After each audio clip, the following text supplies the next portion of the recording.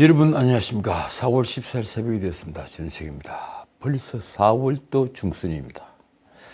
윤석열 대통령이 거부권을 행사했던 양곡관리법 다들 아시죠? 그 양곡관리법 개정안이 13일 목요일 재의결에 붙여졌습니다. 본회의 재투표에서 결과는 아주 당연해 보이지만 부결입니다. 재석 290명, 299명 중에서 290명이 재석입니다. 찬성 177명, 반대 112명, 무효 1명. 국회로 되돌아온 법안이 통과하려면 재적의원 과반수 출석, 그리고 출석의원 3분의 2 이상의 찬성이 필요합니다. 그러니까 200명 이상이 본회의에 출석을 해야 되고, 그리고 그 출석한 의원들의 3분의 2가 찬성을 해야만 한다.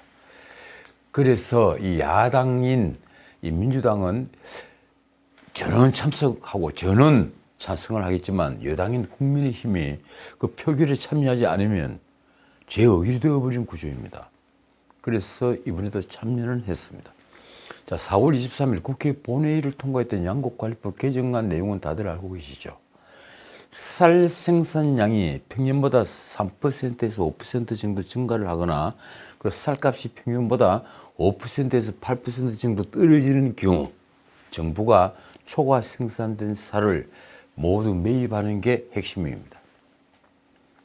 그러니까 이 쌀 농사 짓는 사람들이 안심하고 좀 농사를 지어라. 남는 쌀은 다 사줄게. 옛날처럼 뭐 정해놓고 수매만 하는 것이 아니라 남는 것은 다 사주겠다.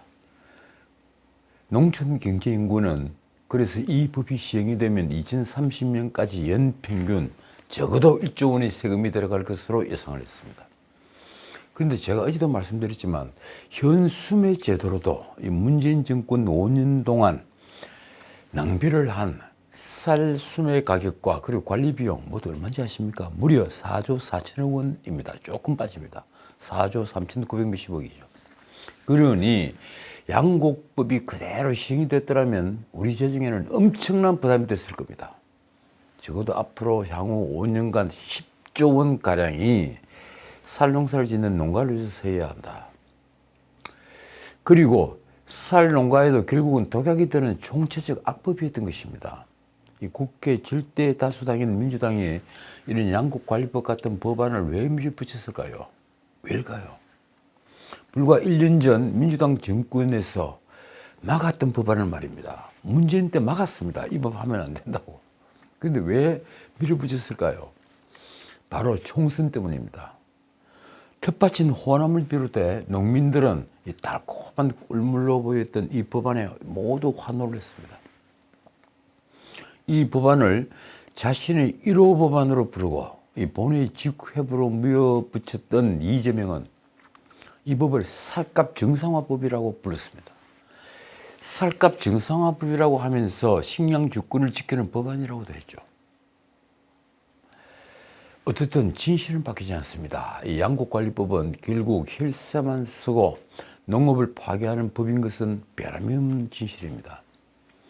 쌀 소비량이 지속적으로 감소하는 상황에서 공급 과잉이 심화되면 결국 장기적으로 쌀값은 폭락할 수밖에 없기 때문입니다. 2005년 1인당 연간 81kg이었던 국내 쌀 소비량은 작년 57kg으로 무려 30% 급감했습니다. 대부분 전문가들은 거의 다 40kg대 중후반 정도로 소비량이 줄 것이다 이렇게 보고 있더군요. 이러니까 조수진 의원이 항공기 팍팍 비우자 이런 얘기를 하는 것도 다 일리가 있는 얘기인 겁니다. 더욱이 민주당 양곡관리법이 시행이 됐다면 작물 다각화가 미뤄져서 이 콩, 밀 등 수입 의존도가 더욱 높아질 수밖에 없습니다. 우리 곡물 수입 80%가 넘게 한 84% 정도를 수입을 합니다.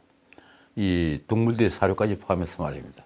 그리고 사람들이 먹는 식량만 계산을 하면 70% 중반대 수입을 하고 있습니다. 양곡관리법 통과 당시에 원내대표 주호영의 말이 이렇습니다. 이 민주당이 집권할 때도 안 하던 법을 이제와 만들려고 한다. 농업을 파괴하고 정부를 혼란에 빠뜨리는 것이라는 생각밖에 안 된다. 자, 문제는 바로 이런 포퓰리즘입니다. 포퓰리즘입니까? 표퓰리즘입니까? 표를 얻기 위한 포퓰리즘.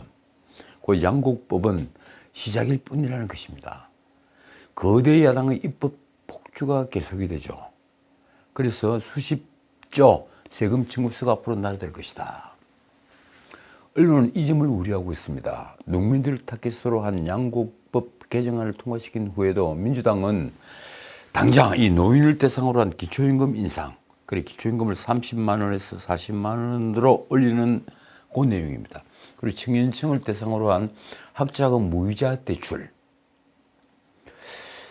모든 계층과 연령대를 겨냥한 현금 살포 입법전에 지금 나서고 있습니다. 언론은 지금 추진하는 정책만 해도 매년 16조 원 이상의 예산이 든다고 예상을 합니다. 그러니까 양곡법보다 더 무서운 이빨을 가진 맹수들이 이 나라의 미래를 뜯어먹으려고 줄줄이 대기를 하는 형국입니다. 무엇보다 이런 포퓰리즘 법안이 두려운 것은 일단 시행이 되면 철회가 어렵다는 겁니다. 한번 준 것을 빼앗기 어렵다. 철회도 어려워서 시간이 지날수록 어떻게 됩니까? 청구서 액수가 계속 커질 수밖에 없다는 것입니다. 과거 아르헨티나가 그랬고, 포르투갈이 그랬고, 그리스가 그랬고, 프랑스가 그랬습니다. 사실 포퓰리즘의 역사를 보면 한 번 이런 유혹에 빠진 나라는 다시 일어서지 못합니다. 우리가 에마뉘엘 마크롱을 대단하다고 판단하는 이유가 바로 거기에 있습니다. 한번 유혹에 빠진 프랑스를 전쟁을 쳐서라도, 내부 전쟁을 쳐서라도 다시 이렇게 세우기 위해 애를 쓰고 있다. 아르헨티나 같은 경우는 그 달콤함을 잊지 못하고 재정을 거들렸던 후안 페론을, 그러니까 1945년에 집권해서 10년 만에 실권을 했는데, 1955년에 실권을 했는데, 그로부터 18년 만에 다시 대통령으로 당선시켰습니다. 그것도 정혼한 부인 이사벨 페론을 부통령으로 하면서 말입니다. 양곡관리법 개정안이 4월 23일 국회를 통과하자 이재명은 다음날 페이스북에 이렇게 썼습니다. 농촌을 보호하고 식량 안보를 지키는 법안이다. 식량 안보라고 표현했습니다. 물론 식량 무기화라는 얘기는 언론의 검색을 해보면 심심치 않게 나옵니다. 기사의 양이 보기보다 많습니다. 식량 무기화. 그래서 식량 안보도 중요한 사실은 의진답니다. 그런데 과연 양곡관리법이 식량 안보를 지키는 법안일까요? 과연 이재명은 진실을 몰라서 이런 글을 쓴 걸까요? 단도직입적으로 말씀드리겠습니다. 포퓰리즘은 문자 그대로 독약입니다. 민주당이 추진하는 기초임금, 아까 말씀드린 대로 월 40만 원 방아만 해도 윤석열 정부 말 기준 연 10조 원이 추가로 됩니다. 65세 이상에게 주는 기초임금 예산은 문재인 때 월 20만 원에서 30만 원으로 인상이 됐습니다. 저 같은 사람은 영원히 받지 못할 것으로 보입니다만 그렇습니다. 예산도 2017년 10조 6천억 원에서 2022년 20조 원으로 10조 원 가까이 늘었습니다. 민주당 추진안 중에 구직 실업자에 대해 대학생 학자금 대출 이자를 면제해주는 법안이나, 그리고 건강보험기금에, 건보기금에 재정 투입을 의무화하는 법안도 문제입니다. 이 경우에 연 5조 원 가까운, 아니 5조 원을 약간 넘는 추가 지출이 예상이 됩니다. 솔직히 여당 책임이 더 큰 포퓰리즘 정책도 있습니다. 13조 원 이상이 소요되는 가덕도 신공항, 여러분 어떻게 생각하십니까? 저는 솔직히 이 가덕도 신공항, 부산 그리고 남해안 사람들을 위한 포퓰리즘 정책이라고 생각합니다. 차라리 부산공항을 확대하는 것보다 훨씬 못한 정책이다. 그리고 자연을 거스르는 그런 공항이다. 그렇게 생각합니다. 자, 대중의 표를 의식하지 않고 오직 공동체의 미래만을 생각한다는 것은 그만큼 어렵다고 할까요? 자, 오늘의 메인 디쉬, 주 뉴스입니다. 필요하다면 돈이 가장 쉬운 방법이다. 필요하다면 돈이 가장 쉬운 방법이다. 어디에 쉬운 방법일까? 쉽게 말하면 뇌물이 가장 쉬운 방법이다 이 얘기입니다. 이틀 전부터 여의도를 시끄럽게 했던, 그리고 어제 그저께부터 여의도를 시끄럽게 했던 이정근 스캔들. 이정근 다들 이제 아시죠? 여성분입니다. 남자 이름처럼 들리는데 여성분입니다. 민주당 사무부총장을 지냈죠.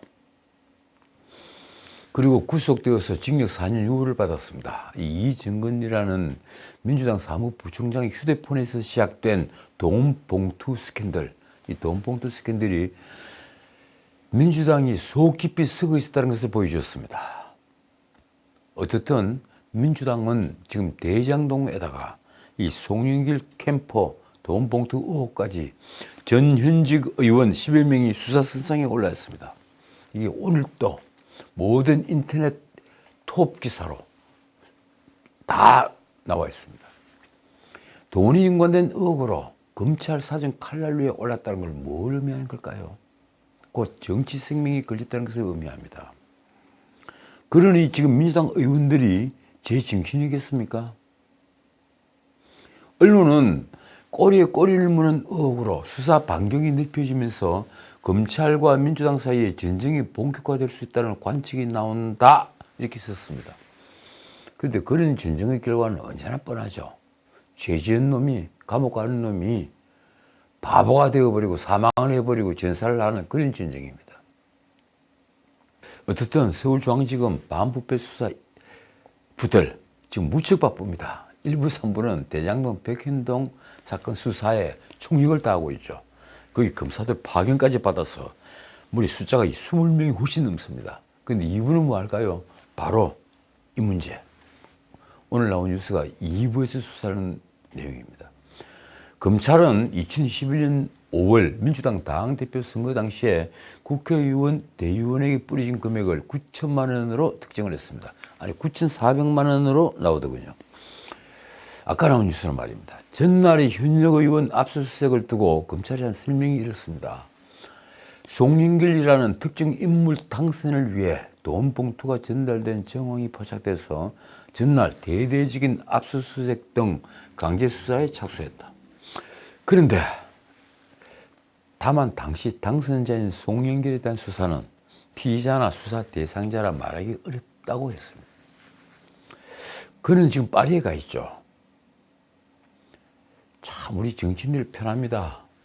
뭐 어디에서 물러나면 워싱턴에 가 있고 또 뉴욕에도 가 있고 이 샌프란시스코 거기 가서 그 유명한 스탠포드 대학의 무슨 연구원 이런 분으로도 이런 직책으로도 가죠. 그리고 또 송영길 대표처럼 파리로 가는 분도 있습니다. 전 세계 사상의 집산지죠. 파리. 그 파리로 간다. 검찰은 이승만은 송영길과 같은 인천의 지역구로 당시 지역위원장을 관리하는 역할을 수행한 것으로 보고 있습니다. 윤관석은 당시 송영길 협회에서 선거운동을 도왔고 그리고 당선 이후에는 사무총장으로 임명이 됐죠. 송영길 대표, 윤관석 사무총장 이 체제였습니다.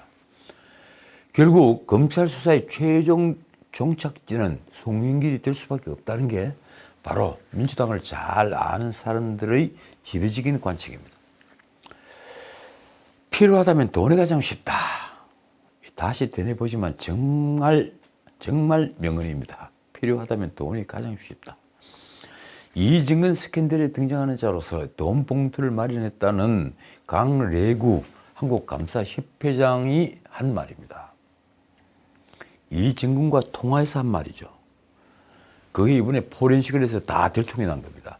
돈은 권력을 가지거나 힘을 가진 자에게 바치는 뇌물입니다. 그러나 힘을 가진 자가, 그러니까 권력을 가진 자가 하고 오시면서 돈을 갖고 온 걸 받죠. 그 뇌물을 받는 겁니다. 그런데 그 뇌물을 받는 순간에 위치가 바뀝니다.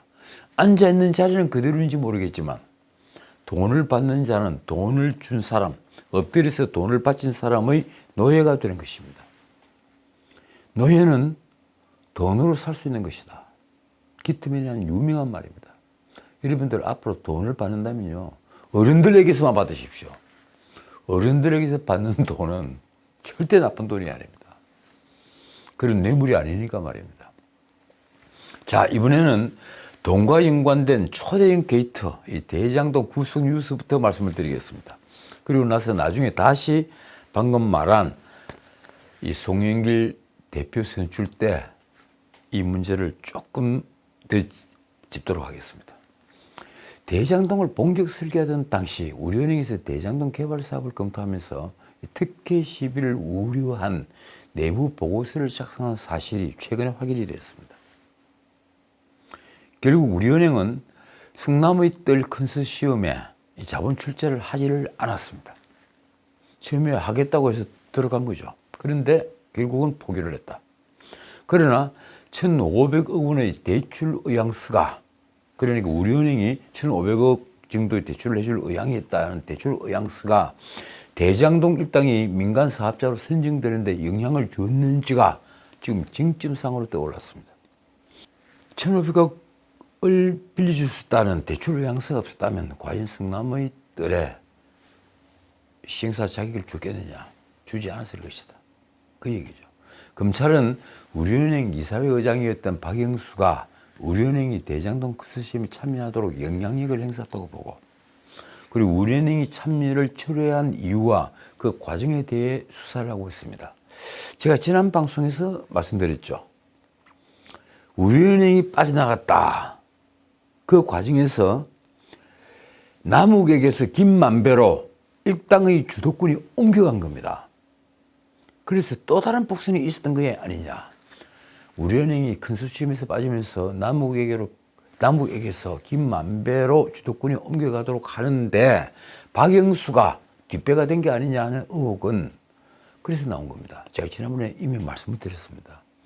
어쨌든 2015년 2월 성남도시개발공사의 대장동 개발 사업에 응한 컨소시엄은 3곳이었습니다. 그 3곳을 평가를 했는데 그 결과 가산점 포함 만점이 1010점인 상황에서 성남의 뜰이 받은 점수는 무려 994.8.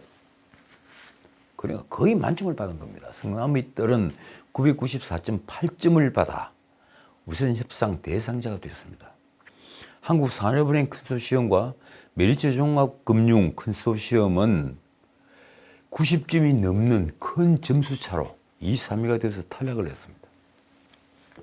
그런데 심사 과정을 보면 특히 도시개발공사는 자원조달 계획 분야에서 성남의 뜰 컨소시엄에 180점 만점에 179점을 줬습니다.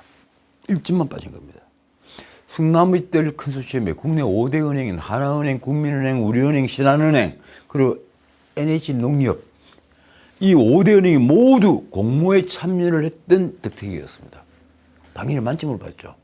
공모 당시 불과 일주일 전에 설립된 화천대유 자산관리가 주도한 성남의 뜰 컨소시엄에 5대 시중은행이 전부 참여한 점은 무슨 이유였을까요? 생각해 보십시오. 쉽지 않은 일입니다. 성남의 뜰 지분 구성을 보면 우선주는 성남도시개발공사, 하나은행, KB국민은행, IBK 기업은행, 그리고 동양생명보험, 하나자산신탁 등입니다. 보통주는 화천대유와 SK증권, 이 SK증권은 사실 그 실제 모습은 천화동인입니다. 그러니까 이 사업은 보통주 사업주들이 바로 이 화천대유와 SK증권으로 되어 있는 천화동인이 적은 지분으로 7%밖에 되지 않죠. 적은 지분으로 막대한 개발 이익을 거둘 수 있는 구조임에도 이 사업 승인이 이루어지는 과정에 당시 성남시장이었던 이재명 쪽 인사들이 연결되어 있다는 혐의를 받고 있습니다. 그렇지 않습니까? 돈을 댄 은행이 수익에서 빠진다는 것은 곧 특혜가 있다는 말입니다. 적은 돈으로 뛰어들어간 보통주가 다 챙겨먹는다. 이런 구조를 처음부터 만들어 놓은 겁니다. 결국 컨소시엄 구성을 돕고 프로젝트 파이낸싱, 그러니까 피업 대출을 청탁해 준 의혹을 받는 박영수에게 지금 검찰 수사력이 집중되고 있습니다. 박영수가 모든 기획자, 컨덕터가 아니냐, 지휘자가 아니냐. 화천대유 대주주 김만배와 남욱 정영학 등은 2014년 11월 박영수의 법무법인 소속인 양재식과 이 대장동 사업을 논의하면서 바로 그 변호사 사무실에서 논의를 했죠. 대장동 사업을 논의하면서 민간의 수익이 대부분 돌아가는 이 같은 약정을 했던 겁니다. 박용수의 딸은 화천대유가 분양한 아파트 잔여분을 수의계약으로 분양받아서 8억 원대의 차익을 얻었고, 이건 언론에 보도된 내용입니다. 확인이 된 건 아닙니다. 그리고 화천대유에서 대여금 명목으로 11억 원을 수뢰했다는 의혹까지 받습니다. 검찰은 박용수가 우리은행 이사회 의장으로 재직했다는 점을 들어서 알선 수재가 아닌 바로 수재 혐의를 적용하고 있습니다. 무기징역이 가능한 범죄입니다. 박용수는 물론 대장동 개발과 관련해 사업에 참여하거나 금융알선을 대가로 금품을 받거나 약속한 사실이 결코 없다. 나는 깨끗하다. 이렇게 혐의를 전면 부인했습니다. 어떻든 민주당 주변은 지금 검찰 수사와 연관돼서 아주 시끄럽습니다. 아까 제가 말씀드린 바처럼 돈 봉투 의혹, 이건요 민주당 사무부총장인 이진건이 휴대폰에서 비롯됐습니다. 검찰은 이 이진건이 휴대폰을 포렌식하는 과정에서 강래구, 이 외관 직업은 한국감사협회 회장으로 되었습니다. 그런데 전 민주당 대전동구 지역위원장입니다. 이 강내구가 한 말, 봉투 10개가 준비되어 있다. 그래서 윤 의원에게 전달해달라. 이 말한 녹음 파일을 확보를 했습니다. 검찰은 국회의원들에게는 300만 원짜리 돈 봉투로 6천만 원이, 그래 봉투가 총 게 20개겠죠. 그리고 대의원들에게는 50만 원짜리 돈 봉투로 3천만 원이 전달된 것으로 파악했습니다. 그런데 어제 추가로 나온 것은 다 합해서 9,400만 원이라고 하더군요. 이진건이 정말 대단한 여자입니다. 이 본인을 둘러싼 이른바 10억 원 뒷돈수수 사건, 그리고 농내의 6천만 원 불법 자금 수수 사건에도 이분의 이름이 보이죠. 이정건. 그리고 이번에 돈봉투 의혹까지 이정건이 모두 자리를 하고 있습니다. 사무부총장 자리에 있어서 그렇습니까? 여기에 이정건이 CJ 자회사인 한국복합물류에 상근 고문으로 취업을 하면서 당시 청와대 이 노영민 비서실장이 개입을 했다는 의혹도 검찰이 수사 중에 있습니다. 노영민이 압력을 넣어서 한국물류에 취업을 했다, 이 얘기입니다. 이하경 의원의 경우는 한국복합물류에 지인의 취업을 청탁했다는 의혹 하나만으로 검찰이 압수수색 등 강제 수사에 착수를 한 바가 있죠. 그러니 노영민도 지금 검찰 수사 대상일 가능성이 매우 높은 것입니다. 말하자면 대장동, 백현동부터 이정근까지 민주당은 검은 돈과 얽힌 사람들이 너무 많아서 검찰과 마찰은 앞으로도 계속될 수밖에 없습니다. 자, 이 송영길에 당선된 2021년 전당대회 돈봉투 사건만 하더라도 검찰은 당시 송영길 캠프 관계자 9명이 국회의원 등 최소 40명에게 현금 등 9,400만 원을 전달하는 정황을 포착했다. 이렇게 외부에 사실상 공표를 했습니다. 동아일보 보도는 이렇습니다. 압수수색 영장에 따르면 돈 전달에 관여한 것으로 지목된 인물은 민주당 윤관석, 이승만 의원과 그리고 강내구, 이정근 외에도 조모 전 인천시 부시장, 그리고 송영길 보좌관 박모 등 총 9명이다. 검찰은 이 9명이 송영길 대표 선거운동을 도왔던 사람들이라고 영장에 적시했습니다. 당시 윤관석은 전당대회 8일 전인 2021년 4월 24일 강내구에게 기존 지지세를 유지하기 위해서 국회의원들에게 돈을 빌릴 필요가 있다는 취지의 말을 했습니다. 그래서 강내구는 지인으로부터 총 6천만 원을 마련하고 300만 원짜리 봉투 20개를 이정은에게 건넸습니다. 윤관석은 이정은으로부터 이런 봉투를 10개씩 2번에 걸쳐서 받아 의원 10여 명 이상에게 전달했습니다. 적어도 20명에게 전달했겠죠. 물론 윤관석은 돈 봉투 의혹과는 아무 관련이 없다며 현재는 의혹을 전면 부인하고 있습니다. 그러면서 하는 말은 언제나 똑같습니다. 정치 탄압이자 국민 전환을 위한 무리한 검찰의 기획수사다. 아니 어떻게 민주당 의원들은 하나같이 이 정치 탄압, 무리한 검찰의 기획수사, 토시 하나 바뀌지 않고 이런 말들을 하는 겁니까? 이재명부터 윤관석까지 말입니다. 그러나 검찰은 아까 말씀드린 것처럼 문제의 통화 내역까지 증거로 확보했습니다. 강래구가 이진군과 한 통화 말입니다. 관석이 형이 의원들을 좀 줘야 되는 것 아니냐. 나한테 그렇게 얘기했다. 지금 고민하고 있다. 필요하다면 돈이 최고 쉬운 건데. 필요하다면 돈이 최고 쉬운 것이다. 어쨌든 13일 비공개 의총에서는 윤관석, 이승만 두 국회의원은 결백을 호소했습니다.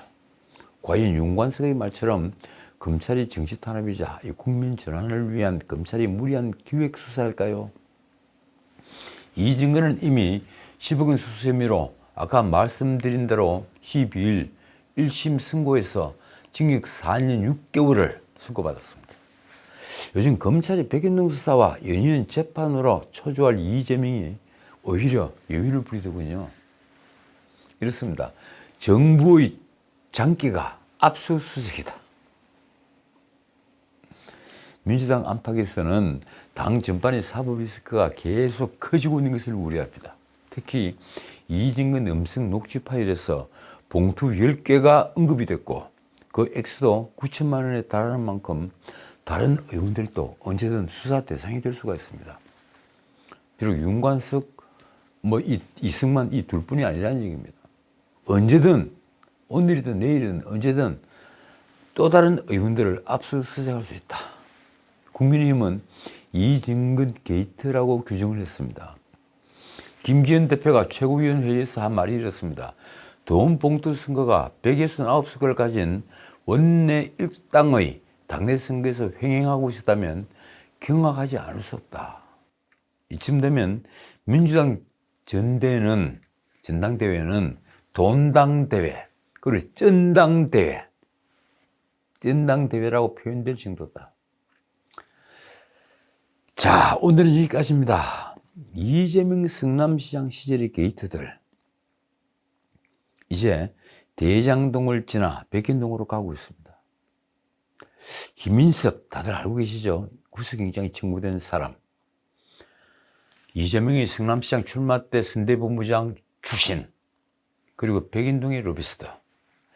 이 김인석의 신병 처리가 끝나면 아마도 검찰 수사는 폭넓고 아주 빠르게 진행이 될 것으로 보입니다. 로비스트 김인석은 정진상과 1년간 무려 115번이나 전화 통화를 했습니다.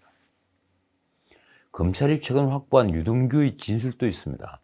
2008년부터 2009년 김인석은 자신이 운영하던 식당에서 이재명과 정진상을 수차례 만나 친분을 쌓았다. 참 유동규가 여기저기 막 폭로를 하는 겁니다. 백현동 비리를 두고 이재명에 대해 또 하나의 배임죄를 묻는 검찰은 지금 자신감을 보이고 있습니다. 오래전부터 나온 얘기죠. 대장동과 다르게 백현동은 아주 쉽다. 아주 쉬운 사건이다. 검찰의 말이 이렇습니다. 이재명이 대장동 사업에 대해 1822억 원을 환수해서 성남 시민에게 돌아갔다고 항변을 하는 반면에 백현동 사업에 관련해서는 아무 말도 안 하고 있다. 쉽게 말하면 이런 또 환수한 돈이 없다는 얘기입니다. 검찰이 내린 결론은 이렇습니다. 대장동보다 백현동 사업의 배임 의혹이 더 뚜렷하다. 실제 백현동 사업은 성남도시개발공사가 빠지면서 3,100억이 넘는 수익이 100% 민간에게 돌아갔습니다. 정모라는 사람 중심으로 그 민간에게 다 돌아간 겁니다. 저는 정말 궁금합니다. 사람들은 왜 권력을 쥐려 할까요? 제가 이 나이까지 살면서 참 궁금한 내용 중에 하나입니다. 왜 권력을 쥐려고 할까요? 감히 단언합니다. 아무런 소명의식이 없는 자들, 희생정신이 없는 자들에게 권력은 자신의 욕망을 채우는 도구일 뿐입니다. 지금까지 전식이었습니다.